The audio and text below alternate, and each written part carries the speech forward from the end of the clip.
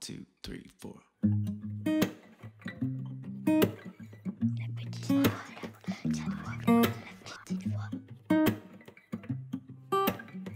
Bonjour et bienvenue dans cet épisode bis, histoire de prolonger la discussion avec mon dernier invité. Quitte à passer un moment avec des thérapeutes en les interrogeant sur leur parcours et leur métier, autant en profiter pour leur demander aussi des conseils pratiques. Dans cet échange, publié une semaine après le premier entretien, je retrouve donc mon invité pour évoquer une problématique concrète de bien-être ou de développement personnel. Hello et bienvenue dans ce nouvel épisode avec Julien Perron, l'homme qui se cache derrière l'initiative de C'est quoi le bonheur pour vous ? Eh bien justement, je lui ai demandé comment il cultivait ce bonheur au quotidien. Allez, prenez un carnet et un crayon, c'est le moment de prendre des notes.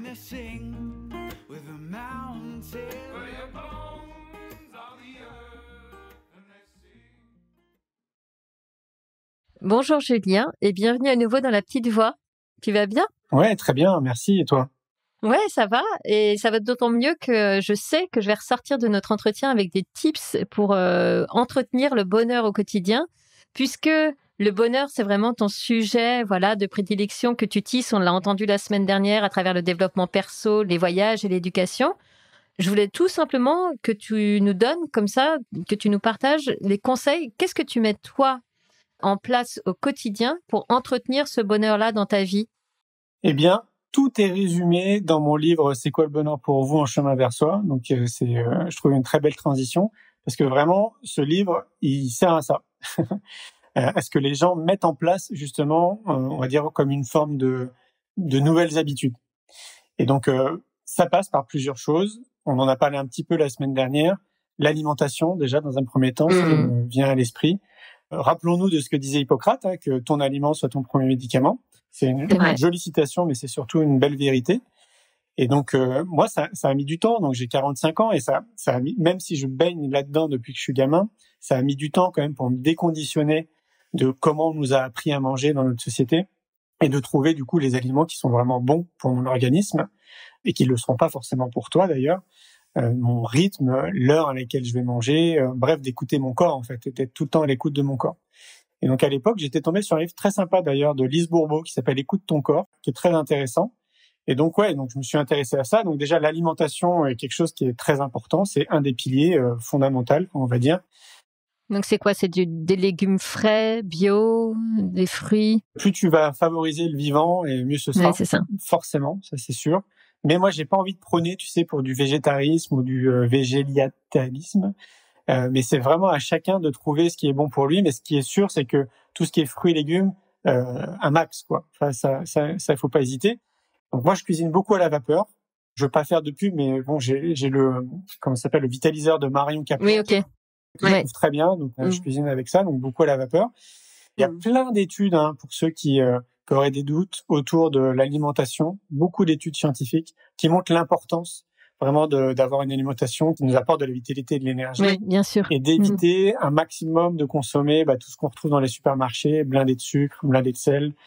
Donc voilà. Donc l'alimentation numéro 1, bien sûr. C'est ça, moi, je me considère comme quelqu'un de sportif. Je baigne là-dedans depuis que je suis tout petit. Mon père a fait 42 marathons, donc on est vraiment dans la culture de la course à pied. Moi, je ne fais pas de course à pied, mais c'est clair qu'il nous a, avec mon frère, vraiment inculqué le goût du sport, de l'effort, de se dépasser, etc. Donc, j'aurais vraiment tendance à dire aux gens, au-delà de faire un sport, au moins de remettre du mouvement dans leur vie. Parce qu'on est dans des villes qui nous ont sédentarisés, on est assis au bureau, assis dans notre voiture, assis à la maison, et il y a quasiment plus de mouvement en fait. Donc remettre du mouvement dans sa vie, c'est un des piliers qui est important. Et si c'est un sport, à chacun de trouver le sport qui lui convient, bien évidemment. J'invente rien. C'est pour ça que je parle de fondamentaux, parce que j'ai rien inventé. Mais ça fait toujours du bien de les rappeler. Le sommeil aussi, pareil, très important. Donc, Mais alors, pardon, je me rappelle de notre entretien précédent où tu nous dis, moi, je me lève à 5h30 du matin. Donc, comment préserver son sommeil quand on doit se lever à 5h30 du matin ? Tu vois, pour moi, c'est lunaire, mais chacun... Comme beaucoup, mais c'est parce que j'ai dû faire des choix. Bien évidemment, moi, à l'époque, j'avais le même discours que toi aussi. Mais en fait, j'ai dû faire des choix dans ma vie. Donc, pour être réveillé à 5h30, je me couche plus tôt, forcément. Ouais, c'est ça. Et je connais mes cycles de sommeil. On le sait tous de manière un peu intuitive, tu sais qu'on a besoin de 6, 7, 8 heures de sommeil, grosso modo, pour être bien. Mais par contre, quand tu commences vraiment à t'intéresser à toi, donc à te mettre vraiment comme un chercheur, c'est pour toi-même, tu comprends un peu tes cycles. Et donc moi, je me couche en fonction. Je sais que là, en ce moment, je dors 6 heures à peu près, quoi. Et donc, en fonction de l'heure à laquelle je vais me coucher, au bout de 6 heures, je vais me réveiller naturellement, quoi qu'il arrive. Donc, Pas de réveil. Pas de réveil. Ben non. Ça fait plus de 20 ans que j'ai pas de réveil parce que j'ai compris ça. Et, la nature, très souvent en connexion avec la nature, je disais la semaine dernière que moi, je suis vraiment, c'est ma façon, à moi, de cultiver une forme de spiritualité. La nature, je me sens vraiment très, très bien. Donc, j'y vais du mieux que je peux. Quand j'habitais à Paris, donc quand même pendant 34 ans, j'allais dans des parcs. Donc, c'est accessible, même si t'es en ville. Bon, ici, à Montpellier, c'est un peu différent. Mais du coup, voilà, je m'y attelle du mieux que je peux pendant la semaine. Je pratique des exercices de relaxation aussi quotidiennement, 5 à 10 minutes par jour. Donc, ça peut être de la cohérence cardiaque, de la sophrologie, juste respirer, méditer les yeux fermés ou t'asseoir dans un parc et regarder la beauté du parc, peu importe ce que c'est. Donc, exercice de relaxation, mais du coup conscient, régulièrement, au moins 5 à 10 minutes par jour. Et puis, dans cette routine aussi, je sors de ma zone de confort régulièrement, le plus régulièrement possible que je puisse. Et j'entends par là m'extraire de là où je suis. Donc, c'est cette notion de voyage. Pour moi, voyager, c'est pas partir à l'autre bout du monde, c'est partir à 40 minutes, par exemple, de chez moi et aller bivouaquer en pleine nature. Juste une nuit, 24 heures. Et quand je reviens ici, j'ai l'impression d'être parti une semaine. Mais tellement, ça me fait du bien, en fait. Bah oui, t'as coupé de ton quotidien, en fait. Exactement, ouais. Eh ben, merci pour tes bons conseils, Julien. Avec joie. Merci à toi. Voilà, La Petite Voix, le podcast, c'est fini pour aujourd'hui. Si vous avez aimé cet épisode, parlez-en autour de vous.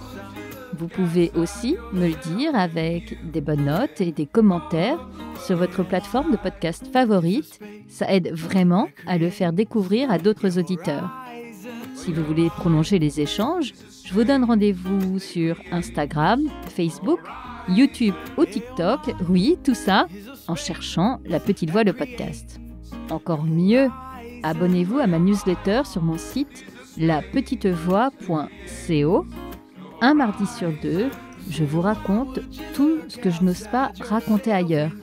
Alors prenez soin de vous et je vous dis à bientôt.